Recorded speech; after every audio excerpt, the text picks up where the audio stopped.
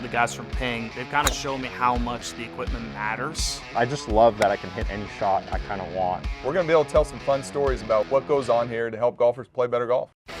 Welcome back to the Ping Proving Grounds podcast. I'm Shane Bacon. That is Marty Jertson. Marty, I say this a lot. We've got a special guest today, a very exciting guest at that. Yeah, this is a fun one. This is one I think all golfers out there have been touched by his what he's brought to this game in one way or another. Chris Como. Hey guys, thanks for having me. Chris, how did you get into instruction? When did that interest hit you? When did you see that as an avenue in your world? I think kind of like really early on. I took up golf somewhat late, like when I was like 16, and I've always loved sports, and you know, I got pretty good at golf pretty quickly, but I sort of had this idea in my head that if I could like study everything, read all the books or whatever, I could expedite the process of getting better at golf just by like learning as much as possible. Because I got completely just like obsessed with the game, you know, once I started playing. That was misguided, right? Like the pathway to getting really good at golf is not like reading every golf book that there is. But that like, you know, really started me down this path of just being like so intrigued by the game and, you know, how do you get better at it? I mean, like, and just the fact that there's like so many different opinions. I mean, I remember reading books on, you know, a guy who's the number one coach in golf and the number two coach in golf and the number three coach in golf. And they had like wildly different opinions. And it's like, whoa, like what gives? So it just really triggered this curiosity about the game and just the overall mystery of like, you know, how can you hit this incredible shot in one moment and then the next moment you're like, you know, chasing a ball into the woods or it goes out of bounds or whatever. I think there's just a lot of like kind of mysteries to the game in some ways. It's a big puzzle, and early on that grabbed me. And then, you know, the natural segue from sort of the curiosity of the game and how to get better at it is then how do you help other people get better at it? And that's kind of, you know, really early on, I started down that pathway of coaching essentially. Chris, I think that's what we love about having you as an ambassador is how curious you are, how you've asked us to, in the research end, to help answer some very deep questions. Do you feel like you have do you feel like you've had all these questions in your head and a bunch of them are answered and you're getting closer to the end? Or do you feel like as you've answered some of these questions, it's opened more doors to more than ever? Where are you at on that kind of spectrum? Yeah, I mean, you definitely start to make progress. And I think, you know, you have more and more like phenomena, if you will, kind of like understood a little bit better. And then, you know, as a teacher, you get more tools in your tool set type of thing. But probably like most things, as you start to open it up and ask the questions, you know, more questions arise and you finally sort of concede that this is going to be a never ending thing. And, you know, you'll be whatever years old and you'll be like, oh, you know, that was a lot of fun, but here's sort of like the next set of questions for the next generation to kind of play with and make their own progress with. So, it's probably like anything else you do with, you know, what you can with the time you have in it. And it is sort of this never ending thing, which is also part of the fun and challenge of it all. So. Yeah, Chris, I mean, the doors in golf open and close as well for players, right? I mean, you evolve and you get better and you work on things and maybe a part of your game deteriorates and you're trying to work on that. I can only imagine in the world of instruction, you're always pushing ahead because you've got to kind of stay ahead of the golfers. I mean, you think about the way we launch drivers versus the way players in the late 90s and early 2000s hit their drivers, right? It's completely different. I mean, you go watch John Daly in 92, 93 pound his driver, and that ball was coming out low and spinning. And now, obviously, the way Rory launches it, it is starting out way up in the air right off the face. How, for lack of a better term, how ahead of the golf curve are you in terms of paying attention to new technology and new thoughts? How hungry do you have to stay to be where you're at right now in the world of instruction? I mean, look, I think, I mean, you're trying to help people get better, right? And then like say, you know, on the PGA Tour or whatever, I mean, it is, a PGA tournament is in essence a zero sum game. It's like if someone plays better, then another guy is going to make less money, right? So like there is that element of it.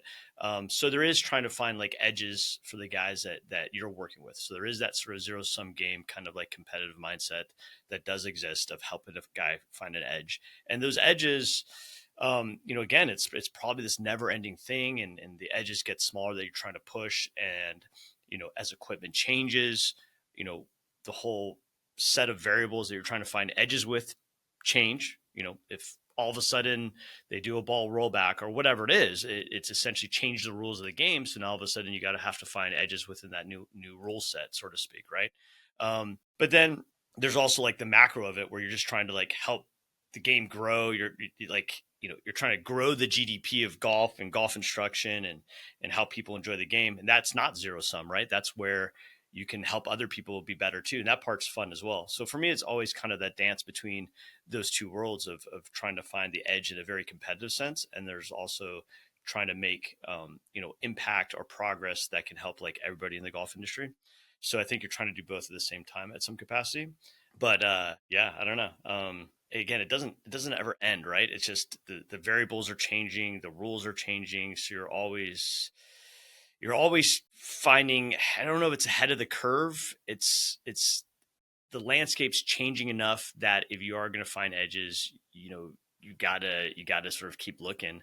And for me, the hunger part, like curiosity has always been like a pretty strong driving force for me. So as long as there's questions that's like I don't know the answer to, or there's things where it's like, oh, that's interesting, I haven't seen that before, I think that sort of natural hunger that comes from that curiosity will probably always be there. Chris, you touched on some of it. I have my own hypothesis on why you've taken this approach, but I've always wanted to ask you this question. You talked about in terms of helping the golf community, other golf instructors get better. That's kind of why I led off with you've touched a lot of players, whether they know it or not.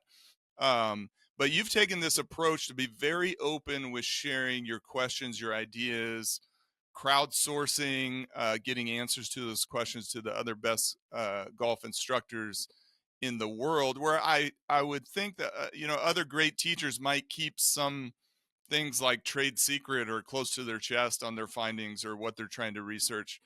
Why have you taken that approach? What's been the inspiration story behind this approach to be a little bit more open with asking these questions and these deep scientific or biomechanical questions that you've done over the last decade or so?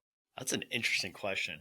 I'm not sure if I fully know the answer to that. I would say, um, I don't know. I think I genuinely like just sharing and seeing the industry grow. I mean, I didn't grow up playing golf, and no one in my family played golf.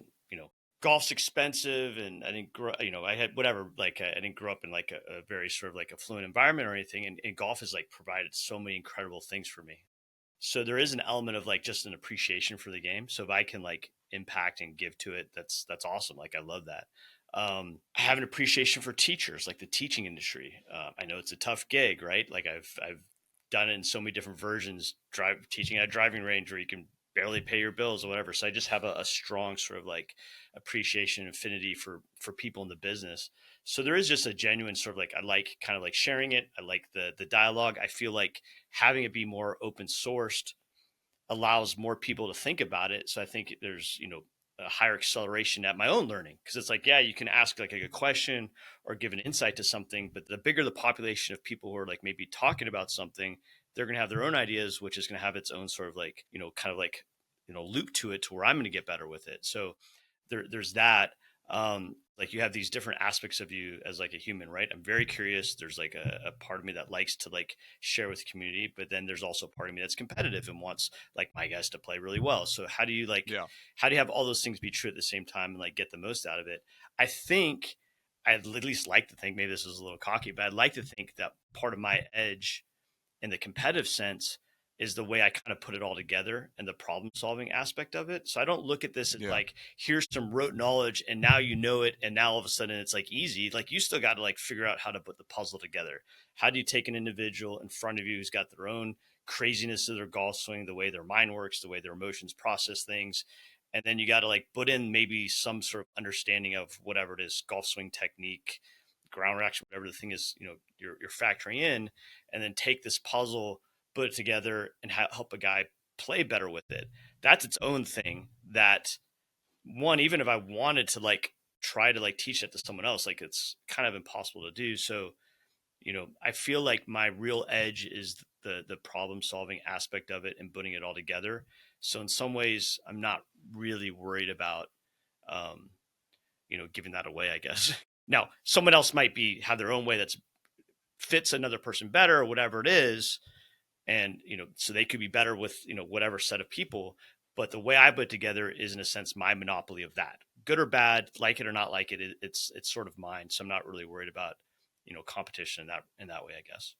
Chris, what was your I made it moment? I mean, we all have had it in this world. You're talking about teaching lessons at a driving range and, barely getting by. When did you have the moment where you went, oh my goodness, X paid attention to me, or somebody called me, or, somebody wants my opinion on this? Did you have one of those that comes to mind?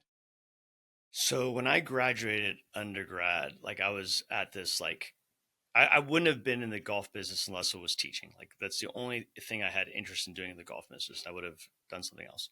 And I, I felt like in part because like how I had said earlier, there was so many different opinions on what should happen in the golf swing. It's like, if I were to talk to two, physicists and be like, if I let go of my phone, what's going to happen? They're all going to say, well, it's going to go to the ground because, Newtonian physics is sort of understood. Right. So to me that there were such different opinions, I'm like, there's a gap in the body knowledge at some level. And, I felt like that was an opportunity. And I'm like, I'm going to go out there and really try to be like good at this. I'm going to try to be the best at this. And that's what kind of like set me off on the whole golf coaching path. And, I went and traveled the country. I worked for Led for a little bit, worked for Haney for a little bit, spent a couple years, with Mac Grady, kind of hanging out with him. Did all the certifications like TPI, Paul Check, yada, yada, yada. And I ended up in Dallas to do an academy. And the first year at this academy, I was working like 60, 70 hours a week, and I made $19,000 at this academy. I mean, they made no money. Like, I was eating into savings, whatever. Right. And it was such what's the right way to say this? It was not pleasant. It was I don't know if you guys can censor this, but it was a kick it was just a kick in the butt where you're just like, yeah, it's a total grind. I mean, just grinding. And it was one of those things. I had some friends who'd gone to law school, and I'm making no money. And I'm like, man, this was a bad decision. But it wasn't, because my heart was still like so into it. Right. So I ended up, long story short, Marty probably knows this. I had joined a free poker league, had done that free poker league, which I won player of the year in it. They fly to Vegas to play in a tournament, came in fourth in this tournament at the Bellagio, win 40 grand in one night, which doubled my year's salary. Take that money, break away at a driving range, and basically start to build like a golf book. But I was also playing poker at night in like the Dallas underground poker scene for a few years. So I'm like funding my golf passion, instruction through playing poker at night, which is so ridiculous in hindsight. Start to really, through a couple of like, the right people playing well. There was a guy named Mike Madonna who used to play for the Dallas Stars. He'd start playing some good golf that helped generate some like business. Scott Foster, the guy of Decade, actually met him in a poker room. He got partial status on the web.com tour. I was helping him. Had some really good juniors. And then all of a sudden I start building a book, and I wake up one day and I'm like actually like making a living teaching golf. But it was my own book too. It was like autonomous, right? It wasn't at an academy. It was like my business. It wasn't where I could get fired the next day. It was like, if I had left that driving range, the people would go to me someplace else. So it was like a true sort of like autonomous. I built like a business teaching golf where I can pay my bills. And this was before I went to grad school for biomechanics. This was before I started teaching like tour guys. But it was like a place where it's like, I actually can like do this and make a living doing it, like a decent living. I was actually starting to get really busy and was able to make kind of like a nice living. And that's when I felt like, okay, I made it, because, I was actually able to eat from teaching golf. So Shane, we're noticing a little bit of a connection here to Victor playing poker too, and talking about, trying to get those little edges and making those little bets, right? I think that's pretty interesting. Chris, what about let's talk about what happened next there. And like I think you've brought a lot of the academic, I think, been sort of like the best applied scientist or applied problem solver, taking some very academic principles, and then, as you stated yourself, you think your expertise is how you glue it together and apply it holistically to your players. So tell us about that journey, some of the things you've done. I mean, you've written a couple papers in the Journal of Sports Biomechanics. How did you get into that, and how important has that been for you in your skill set as a foundation as a instructor? So, so I'd, done all that where I'd worked for different guys, was teaching, had built like a nice teaching business. And at this point, I'm now at a country club called Glen Eagles, and I'm like grinding on the range, teaching all day. In some ways, I think I was always like running away from, that it wouldn't work. So, if someone wanted a lesson, if it was at 6 in the morning or 8 at night, like they're getting a lesson, and I was out there all day, like just grinding. Right. And which is awesome. It was such a fun window. A friend of mine, his name's Chris Robinson. I've lost touch with him. I don't know where he is. If Chris Robinson hears this, hit me up. Curious about what you're doing. So he was doing his PhD at TWU, and he's like, there's this really cool biomechanics lab you got to come check out. So I go to this lab, and, they had the there were just the fancy cameras that you see like in video games or whatever. They're Viacom 3D motion cameras. They had this crazy lab, and there was this professor there named Dr. Kwan. So I go to Dr. Kwan, and I'm like, and they weren't doing any golf research at the point. I'm like, do you have any interest in studying golf? He's like, yeah, bring me golfers. So I start bringing my students, different people from the club. We start collecting a bunch of data, and just me being curious, I start asking him all these questions. And he's like, why don't you just take my undergraduate biomechanics class? So I take the class, and I like loved it. And there was like so many little like things where I was like, oh, that makes sense why I see this in a swing or that, or starting to understand better the constraints of the human body. And I felt like I had this like flooding of like insights of things that I had seen in teaching or other teachers, things that I had learned. And it just kind of like gave it a framework and sort of the context for those things to make more sense to me. I'm like, this is really cool. So I take the class, did well in the class, and Kwan's like, hey, you got an aptitude for this. You should do like the graduate program. So anyway, do some other stuff to kind of like prerequisites and yada, yada, yada. I end up in his graduate program and to do a master's degree in biomechanics. And I remember the first semester, the first class was like just like a mechanics class. And it was all like and Kwan's this amazing professor, but he's very much like a math first type of professor. And I'm sitting there and I'm like, oh my God, what did I get myself into? I remember going to him, and I was like, it was like a month in the class. I'm like, I'm a golf pro. Like, I don't know what I'm doing. And he's like, and he gave me this like pep talk sort of. He was like, there's this proverb where like a Korean general, if the army is like facing what feels like an insurmountable foe, that the general will back the army up against a body of water so they have no place to run. I'm like, you're basically calling me a wuss, aren't you? He's like, yes. So I stuck it out.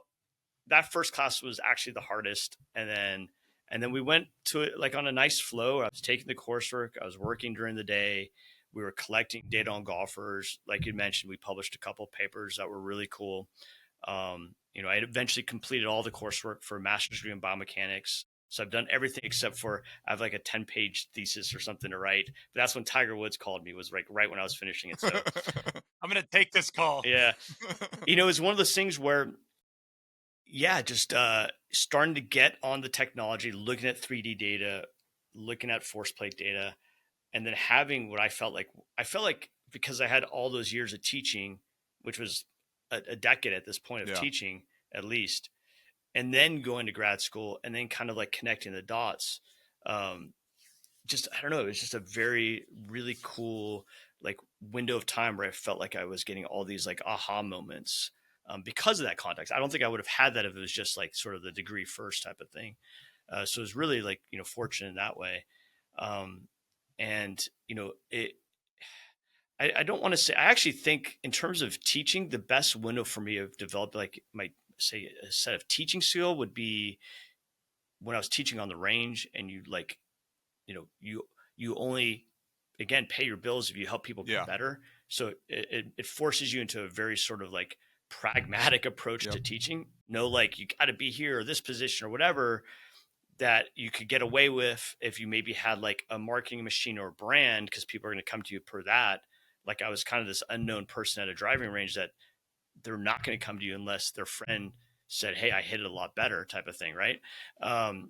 That was the place where I feel like cut my teeth, just like in terms of actual teaching. But then post that, the research side of it, it becomes this like small edge that I think amplified that previous experience. Like anything else, I think over time, as you get maybe better, more proficient at something, it becomes harder and harder to find those like edges. But the more academic side of it blended with the previous experience for me was just like, again, just tons of aha moments. And I think it just helped me kind of take it to a bit of a higher level. So, Chris, you mentioned working a bit with Mac Grady. I feel like there's two names in golf that when people hear it, their kind of ears perk up in terms of interest. It's Mac Grady and Anthony Kim, especially modern day Anthony Kim. Like, where is he? What's he doing? How is it with Mac Grady? Because again, I mean, I'm not sure you can just, I'm not going to let you just pass over the fact that you worked a little bit with Mac over the years. So how was it like picking his brain, listening to him? How'd you find him? I mean, how did that whole thing go down? So I found him. He was playing a U.S. Open qualifier at El Cab, and I watched him play. Was he playing lefty or righty? He was playing righty. Okay. I watched him play, and then I like cornered him in the parking lot and started to ask him, like, just struck up conversation. We sat out there for, I don't know, at least 2 hours. It went from like, whatever, hey, I'm a big fan, like really love like, the golf swing stuff, whatever, to this long conversation. He recommended, I was like, what are some books you recommend? He recommended me 5 books. None of them were golf books. They were all just like philosophy of science and like anatomy. Yeah. It was great. He gave me his number. I called him for years. He never responded. And then I found this email somewhere online, sent an email, responded to that. And then I started doing the schools with him. It was great. I mean, it was great. Like, I think I was smart enough for the first year. I didn't ask too many questions. I just listened. And then after the first year, I like asking tough, challenging questions. And,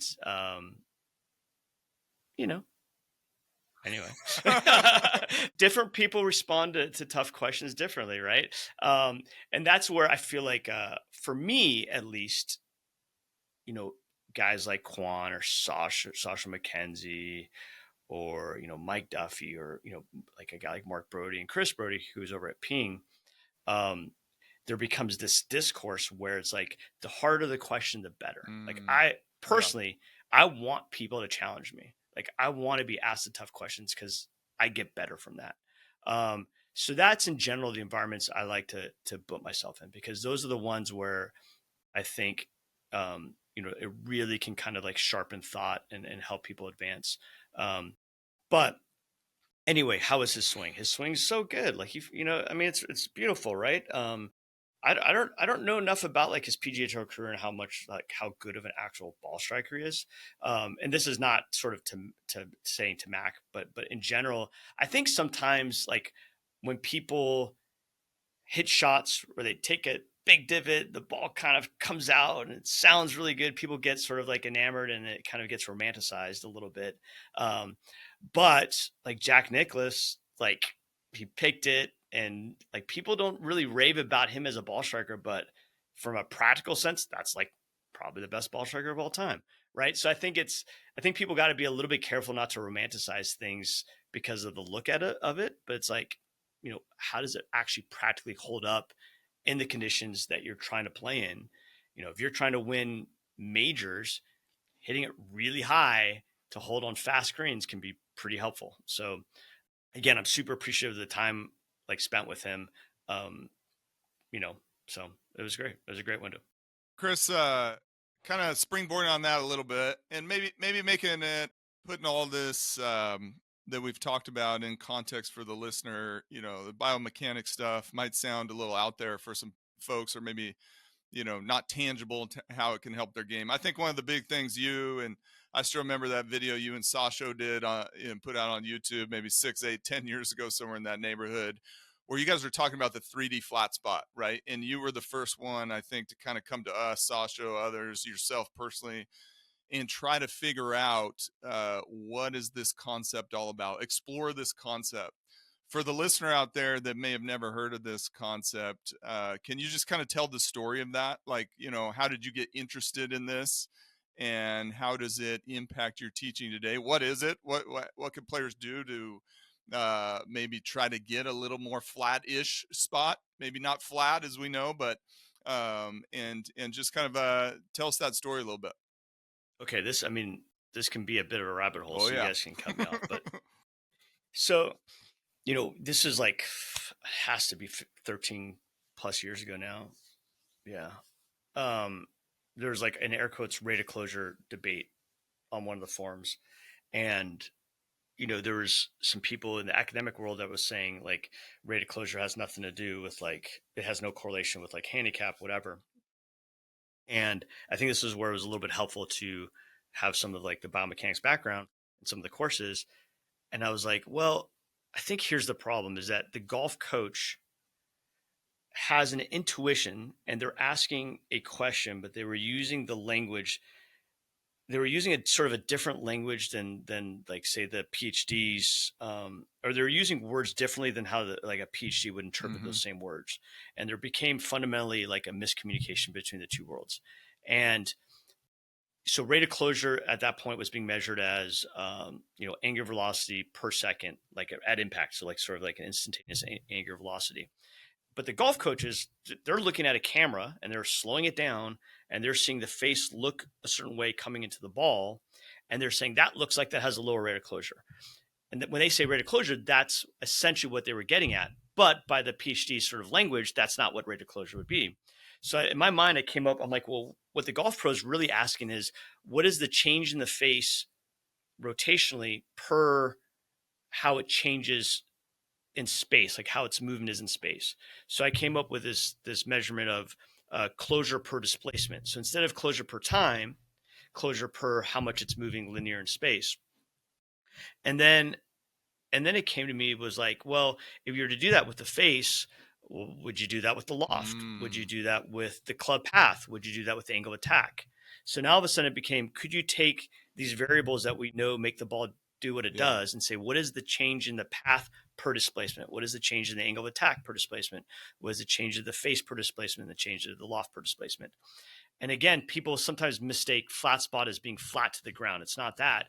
It's just saying, what is the change of it? If you had less of a change in the path, you would have more of a straighter direction of it in some direction. So it would be less of an arc in a sense. So that straightness could be, 5 degrees down. It could be 5 degrees up. It could be 5 degrees to the right of the target. It could be 5 degrees to the left of the target. It has nothing to do with being flat to the ground. It's just saying, is there less change in that path and that angle of attack? And again, in the face and the loft during an interval, because the whole idea is, is there a window of space where impact could happen? And is there less change of those 3D club head variables during that spatial interval? And if there is, does that have somewhat of a relationship to the overall shot distribution a person hits? So the idea would be, this is one of the great sort of mysteries in golf to me. It's like, and I think to everybody, and I kind of had alluded to before, like there's plenty of 5 handicaps, 10 handicaps. Somewhere in the world, there's an 18 handicap that today will probably hit a hole in one, right? Yep. So a lot of golfers hit really great shots, like maybe like the best shot possible on that hole would be a hole in one, right? Yep. So if they could do that over and over again, they'd be the best golfer ever, right? Always hit holes in ones. But for some reason, like we also hit these like weird shots, right? Like at least I do. And if you're not like a tour guy, you hit weird shots, right?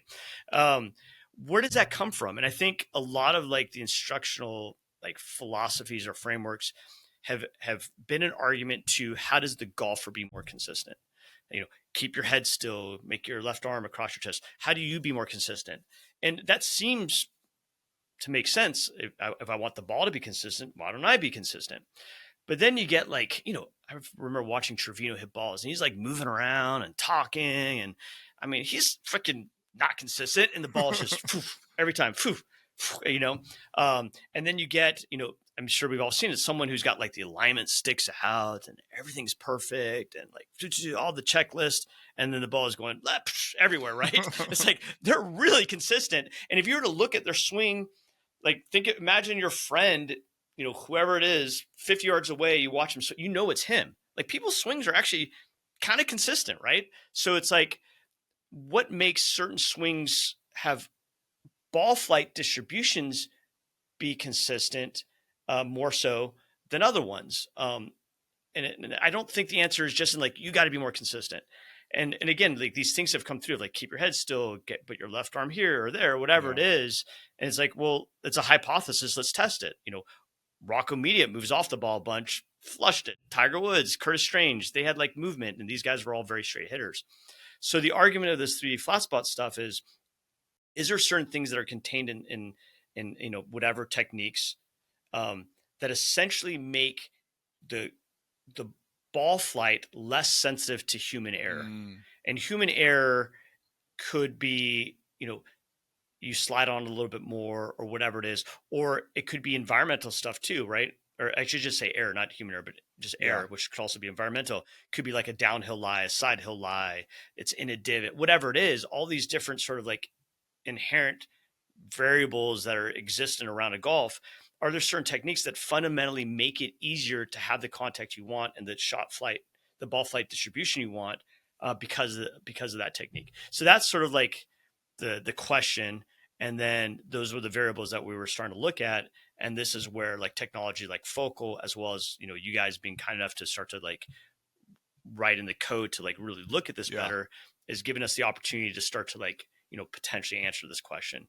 Is there correlations between guys who drive it really well, are very good iron players, and this variable that is its own continuum, right? Like two tour guys could have slightly different changes in path or angle attack or face, whatever it is. It's not like a binary thing. So it's got its own continuum to it. And does that have some relationship to their ball striking ability? And then there's obviously going to be other variables that are going to play a role, like a person's emotional state and mindset, and who knows. But to me, that air quotes consistency question, or that repeatability question, I think is the biggest question in golf that determines like differences in skill set. Because again, there's plenty of 10 handicappers with enough club head speed that can hit a drive that looks like a tour player, but then a couple drives later, their ball's like hitting a house. So that to me is one of the phenomena and the mysteries of the game. That's fun to try to figure out. Chris, you did an awesome job connecting. I think the listener out there might be like, hey, biomechanics, what is that? What's that going to do for me? I think that you kind of hit on like, that's kind of the holy grail you're trying to find, right? Of that like consistency aspect, which will help the everyday golfer. And you've seen it. The Trevino story is a perfect one, right? I think the golf pros all observe that in one way or the other. It's like, how do you get to the actual, mechanics of how you can teach that and influence it in a practical sense, right? Yeah.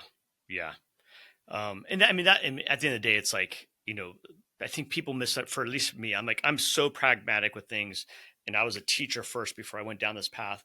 But all these are, to me, are tools to answer very practical questions. Like at the end of the day, that's my end game, is how do you just like figure out how to get better at the game?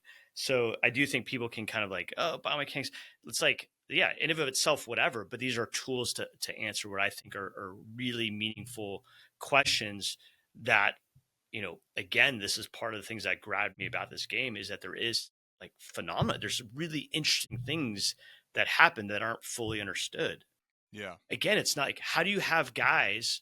I mean, there's like whatever, like say a Michael Jordan or some world-class athlete that clearly is got, out of this world hand-eye coordination, a great athlete, and their good shots are unbelievable, but they do not have that sort of repeatability as a tour player does.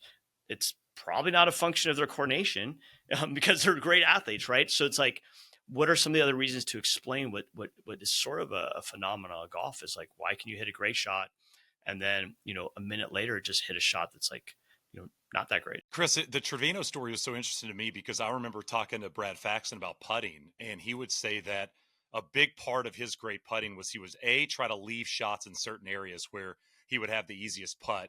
And then there were times, you think about a great player, a great putter, someone, I mean, you mentioned, like a Justin Rose, right? Who's on the range. He's got all these systems going, and he's got alignment rods, and he's got the ball and all those types of things to make sure the swing is perfectly online. And then you got somebody like Lee Trevino, who's out there making all sorts of different golf swings, and he's considered one of the great ball strikers of our generation. I was listening to Steph Curry on a podcast a couple of weeks ago, and they said, Steph, what are you focused on when you're shooting?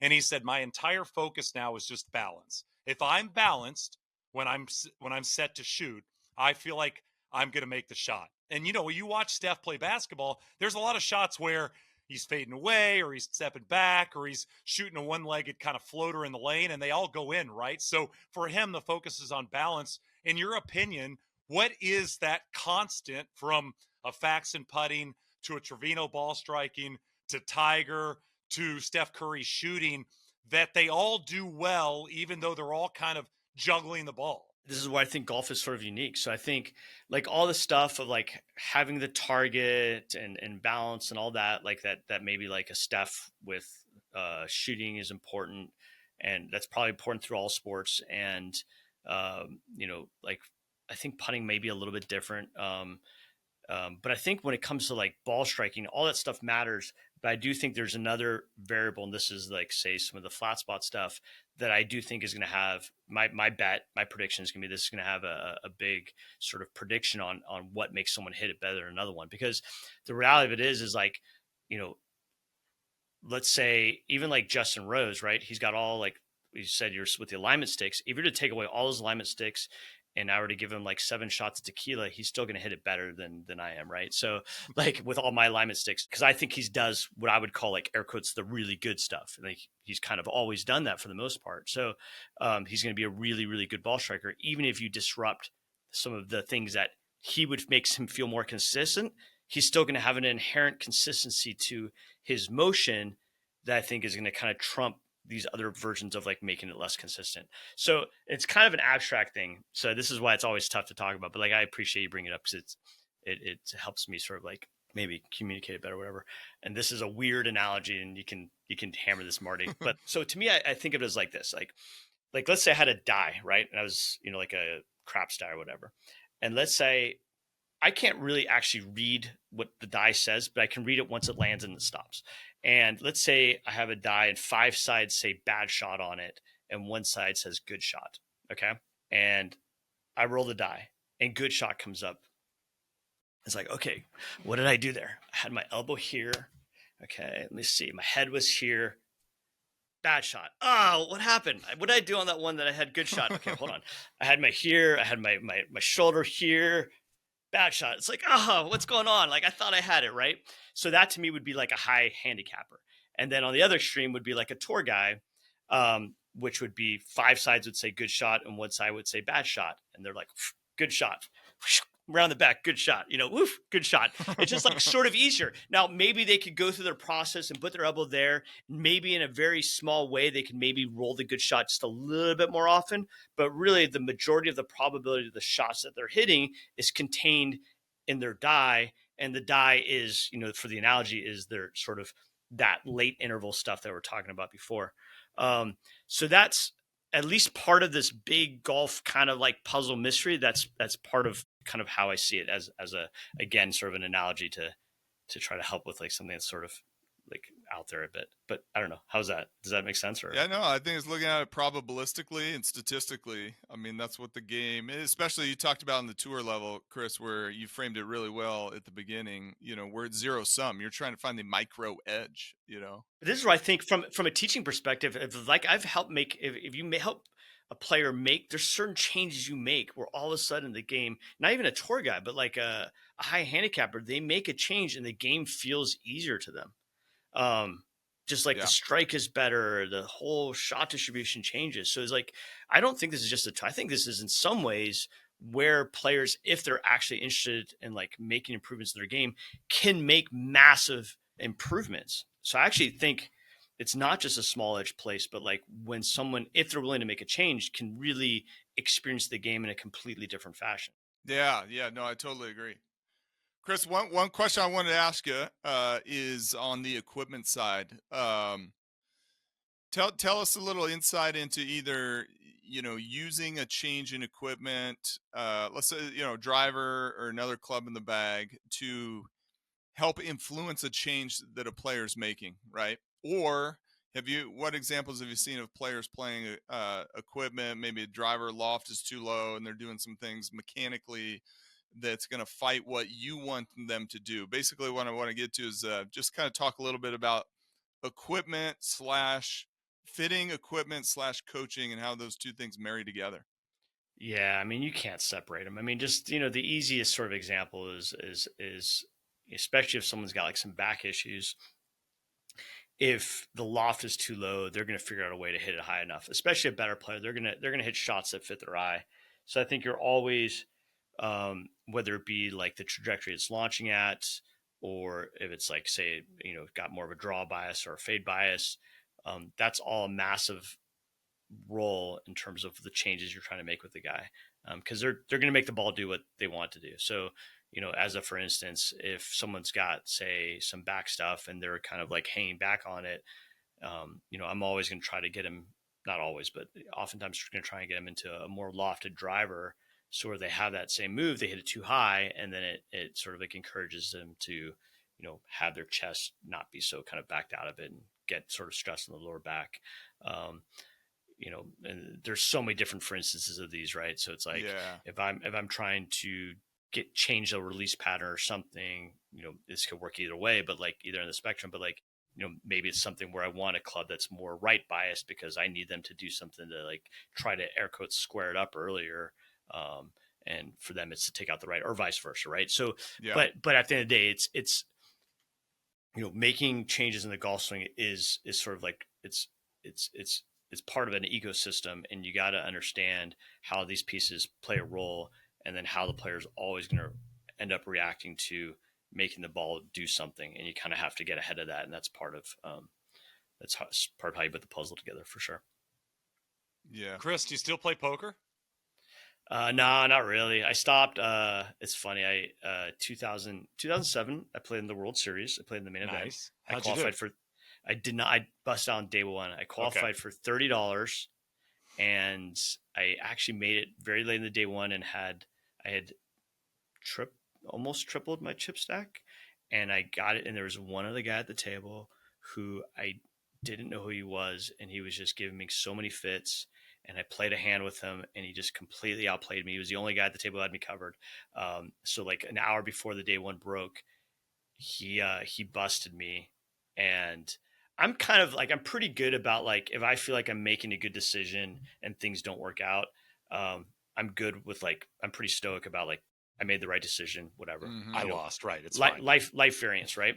But I had clearly gotten outplayed and made like a bad decision. So I was like, in the lobby, it was at the Rio, and I was like, I was like, oh my God, I was just so mad at myself.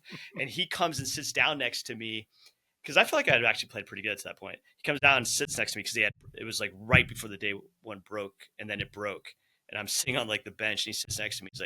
He's like, you played pretty good, and he introduced himself to me, and he was like one of the best online players at the time in the world. And if I had known it was him, I would have like just sat on my hands, waited for day two. Gotcha. And waited for a table break, because it was actually a really, really bad spot because of just how good he was. And I got toyed with, basically. So it's like showing up to a money game and it's Victor Hovland and you don't know who he is. And you're like, yeah, exactly. I shouldn't play this guy for 500 a hole. That's crazy. Yeah, it was. I was clearly out of my league. And then after that is right when the golf was like really starting to get busy. And I just stopped playing. It was too hard to do both. Poker was like a blessing. I didn't want to become a losing player, and I had worked pretty hard at it. So I felt like, if I wasn't putting the time into it, I wouldn't be like, I wouldn't be any good at it. So I stopped playing. Once in a while, I'll play like whatever in Vegas or like different spots, and I'm the donkey in the room. So,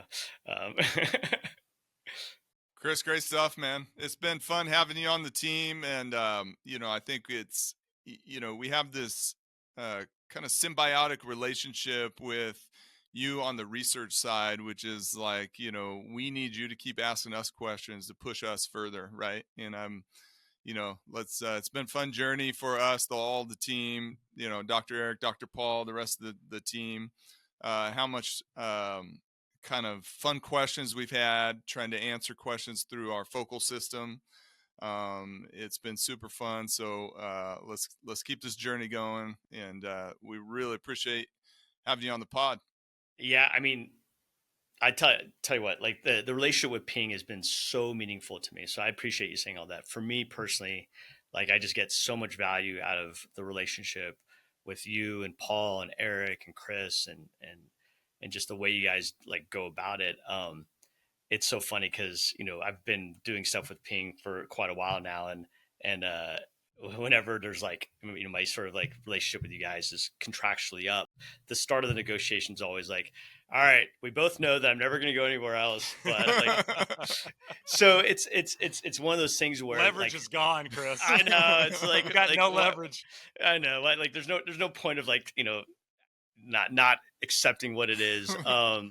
There's just so much value I get from you guys, and people will ask me because I'm always trying to be like pretty like transparent with stuff, and it's like, well, what about all the?